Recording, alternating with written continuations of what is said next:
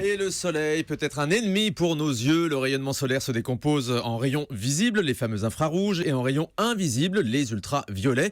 Et ce sont les ultraviolets, ou autrement appelés les UV, qui sont considérés comme les plus dangereux pour les yeux. On va voir ça en détail avec le médecin d'Europe 1, le docteur Gérald Kierzek. Le soleil peut endommager clairement le cristallin chez l'adulte. Alors c'est pas que le cristallin, le soleil, il a des effets, les mêmes effets que vous avez sur la peau. Sur la peau, c'est rouge, vous allez attraper un coup de soleil. Eh bien, vous pouvez avoir la même chose déjà sur l'œil. Et avant le cristallin, c'est ce qui est à l'intérieur de l'œil, c'est une espèce de lentille. Il y a déjà la couche extérieure qui va attraper ces rayons UV, qui va attraper un coup de soleil. Et c'est une pathologie qui est relativement fréquente. On en parle à 2 saisons. On en parle l'hiver, parce qu'on en parle au ski, avec la réverbération des UV qui vont aller se réfléchir sur la neige et que vous allez avoir dans l'œil. Et c'est ce qu'on appelle l'albédo, cette réverbération des rayons ultraviolets qu'on ne voit pas, ils ne sont pas perceptibles, si ce n'est que y a des rayons du soleil bien sûr, mais même quand il y a un peu une couche nuageuse, on ne les perçoit pas et on peut attraper cette fameuse photokératite ou cette ophtalmie des neiges quand c'est l'hiver. Mais la deuxième saison à laquelle on en parle, c'est l'été, parce que si vous êtes sur un bateau, si vous êtes en bord de plage, si vous avez le sable, eh bien il y aura la même réverbération des rayons ultraviolets qui vont venir se réfléchir sur le sable, sur l'eau de la piscine ou sur la mer et qui vont venir taper dans l'œil et donner ce fameux coup de soleil. Alors évidemment, c'est pas rouge dans un premier temps, mais c'est rouge dans un deuxième temps parce que vous allez avoir les mêmes symptômes que sur la peau, c'est-à-dire que ça va brûler, ça va larmoyer. C'est ce qu'on appelle aussi le coup d'arc. Alors pour ceux qui n'ont pas la chance de partir en vacances là en ce moment et que vous faites de la soudure, du bricolage par exemple, c'est exactement la même chose. Vous avez le même risque de brûlure de la cornée, puisque la cornée c'est la couche externe de l'œil. C'est un coup de soleil. Mais on s'en rend compte parce que quand on prend un coup de soleil sur la peau, on sent le soleil qui chauffe, on sent à un moment qu'on est resté trop au soleil. En ce qui concerne les yeux, est-ce que c'est quelque chose qu'on ressent ?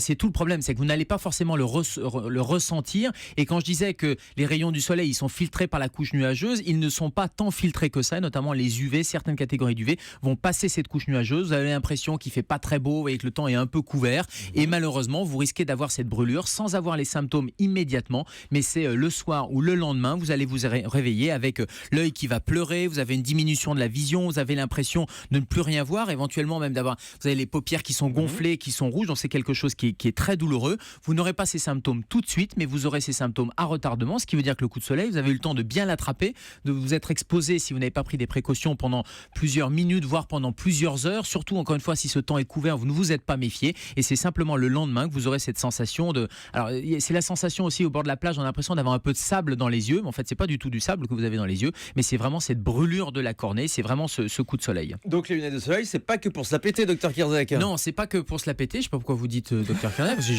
j'ai pas de lunettes de soleil. Là vous avez pas, mais en dehors, et j'ai tort de pas avoir de lunettes de soleil parce que j'ai les yeux bleus. Or, un des facteurs de risque, c'est les yeux bleus, c'est les yeux verts qui sont des facteurs de risque. Parce qu'ils sont plus clairs simplement ? Oui, parce qu'ils sont plus clairs, moins habitués. Donc c'est un facteur de risque supplémentaire pour cette photokératite, et on verra pour d'autres pathologies également. Donc les lunettes de soleil, bien sûr, c'est la protection indispensable, et c'est pas n'importe quelle lunette de soleil, donc ça veut dire qu'il faut vérifier qu'elle soit aux normes, ça veut dire qu'il y a, vous savez, il y a des catégories de protection des verres, catégorie 1, 2, 3, 4, et pour la montagne ou pour la mer, c'est vraiment catégorie 3, voire catégorie 4, donc il faut une bonne qualité. Allez voir votre opticien, allez vous faire conseiller sur le port des lunettes et quel type de verre. Et la deuxième condition pour que ça soit efficace, c'est qu'il faut vraiment que ça protège, c'est-à-dire qu'il faut avoir une surface couvrante des yeux qui est importante, parce que vous avez beau avoir de très bons verres, si elles sont toutes petites et que les rayons UV passent sur le côté, eh bien vous risquez quand même cette photokératite ou cette brûlure au niveau des yeux. Et on évite absolument toutes les lunettes un petit peu gadget qui sont très bon marché. Oui, ce sont des lunettes qui sont des lunettes esthétiques, gadget, mais pas avec un pouvoir de filtration. Donc c'est clair qu'il faut vraiment regarder l'étiquette, se faire conseiller. Il faut pas négliger. Il faut pas négliger pour les enfants non plus. Ça, c'est important d'avoir des lunettes qui soient des lunettes de qualité, même si ça coûte un peu cher et qui vont grandir en taille de visage. Et donc il va falloir suivre un peu comme les chaussures. Mais c'est important. On parle souvent de l'importance des chaussures, l'importance des lunettes de soleil. Donc il y a le côté un peu esthétique. Et puis il y a pas que ça. Il y a ne pas regarder le soleil évidemment, se protéger, un chapeau, le parasol pour éviter d'avoir ces UV qui vont attaquer l'œil. Et puis si vous avez ces symptômes, parce que ça peut être important, peut-être que vous n'avez pas fait attention, et si vous avez l'œil qui est rouge comme ça, qui va gratter, c'est souvent bilatéral, parce que forcément les UV ils sont venus donner un coup de soleil des deux côtés, eh bien c'est pas très grave. Donc là il faut se rassurer, c'est une pathologie qui fait mal, mais qui est pas très grave. Donc vous allez vous mettre dans le noir, parce que c'est le meilleur moyen. Comme c'est un coup de soleil, et comme un coup de soleil sur la peau, vous allez mettre un peu de froid, donc vous allez mettre des compresses humides, froides sur les yeux.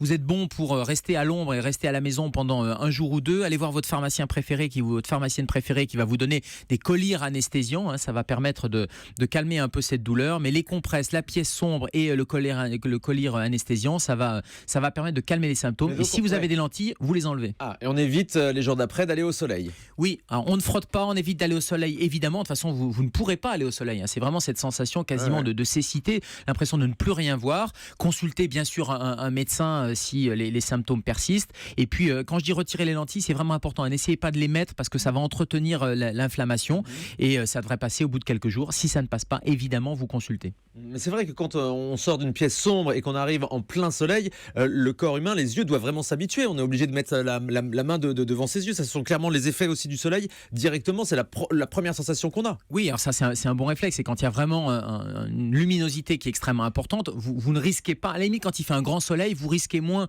la photokératite que quand le temps est un peu couvert. Parce que c'est justement quand vous vous méfierez pas et que vous n'aurez pas ce réflexe qui est un réflexe forcément de ne pas regarder en face et de protéger ses yeux, de plisser les yeux. C'est une protection naturelle. La paupière, c'est ça. C'est la première des protections de la cornée et de l'œil qui est fragile. Donc quand il fait grand soleil, vous allez penser à vos lunettes de soleil, vous allez vous protéger, vous allez plisser les yeux. Mais malheureusement, c'est plutôt dans des circonstances où c'est un temps un peu plus mitigé, il n'y a pas de rayonnement direct et comme ces UV qui sont les plus agressifs ne sont pas visibles, c'est là malheureusement où vous risquez ce coup de soleil sur les yeux. Et puis vous parliez Thomas du cristallin. Le cristallin qui est à l'intérieur de l'œil. Donc là on a la cornée, c'était la brûlure, et puis à l'intérieur, quand on rentre à l'intérieur de l'œil, il y a cette espèce de lentille. Bien, ce cristallin, vous avez raison, il peut être atteint.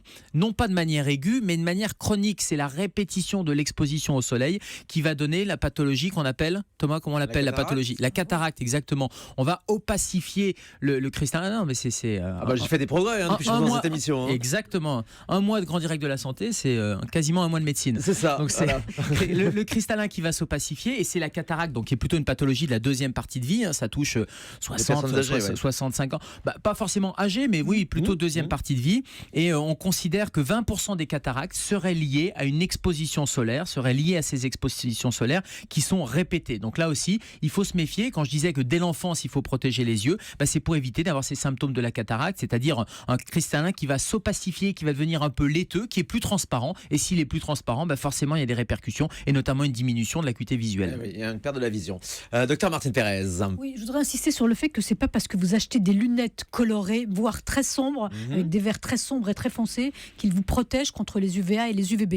Vous pouvez même avoir des verres blancs qui sont protecteurs contre les UVA et les UVB. Donc il faut vraiment distinguer la protection solaire et la couleur du verre que vous achetez. Ça, c'est fondamental. Ça, il l'a bien dit. Chez son ophtalmo. Voilà, ou chez son opticien. Pas l'ophtalmo, chez l'opticien. L'ophtalmo, on ira le voir, mais juste après. Vert coloré, c'est pas synonyme de protection. C'est impératif de savoir. Alors l'ophtalmo, justement, on va le voir en cas de pathologie un petit peu plus grave. Alors l'ophtalmo, on va le voir. Déjà, quand je vous disais la brûlure, etc., vous pouvez aller voir un médecin généraliste qui pourra en faire le diagnostic. Ils ont tout à fait l'habitude. Après, si votre ophtalmo est disponible et on sait que c'est difficile, on manque d'ophtalmo, etc.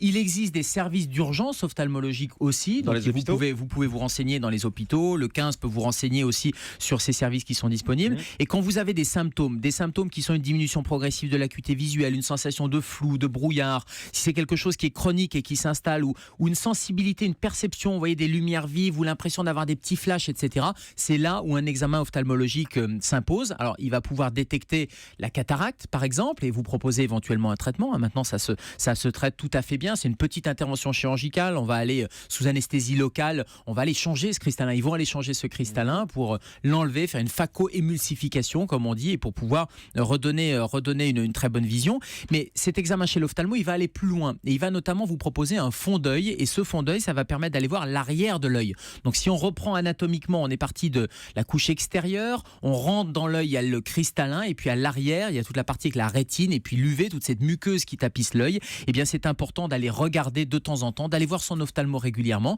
parce qu'il va pouvoir faire un fond d'œil, et c'est le seul moyen d'aller voir ce qui se passe à l'intérieur de l'œil. Et il y a une des pathologies il y a deux pathologies qui sont liées aussi au soleil. C'est la dégénérescence maculaire liée à l'âge, la fameuse DMLA, on en parle beaucoup. Là aussi, campagne de publicité exactement.